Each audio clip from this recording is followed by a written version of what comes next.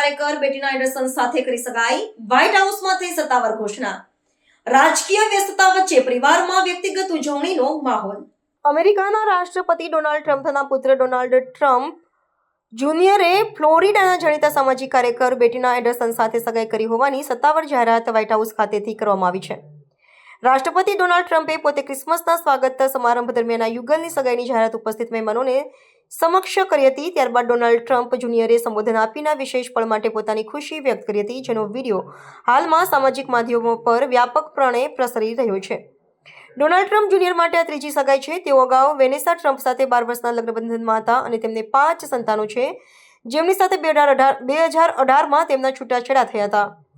ત્યારબાદ તેઓ મીડિયા વ્યક્તિત્વ કિમ્બરલી ગિલફોર્ડ સાથે સગાઈમાં હતા, જેઓ હાલમાં ગ્રીસમાં અમેરિકાના રાજદૂત તરીકે કાર્યરત છે. તેમની ભાવિ પત્ની બેટીના એન્ડરસન પામ બીચ વિસ્તારમાં પર્યાવરણ સંરક્ષણ અને માનસિક આરોગ્યના ક્ષેત્રે કાર્ય કરતી સ્વૈચ્છિક સંસ્થાઓ સાથે પણ સક્રિયપણે જોડાયેલા છે.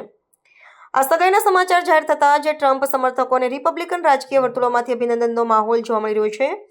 અમેરિકન પ્રસાર માધ્યમોના અહેવાલો મુજબ હાલની રાજકીય વ્યસ્તતાઓ અને આગામી ચૂંટણીઓની તૈયારીઓ વચ્ચે અંગત ઉજવણીને પરિવારમાં એક આનંદમય પ્રસંગ તરીકે જોવામાં આવી રહ્યો છે. જો કે લગ્ન સમારોહની ચોક્કસ તારીખ અને સ્થળ અંગેની કોઈ સત્તાવાર ઘોષણા કરવામાં આવી નથી, પરંતુ તે આગામી મહિનાઓમાં યોજાઈ શકે તેવી અટકળો વ્યક્ત થઈ રહી છે.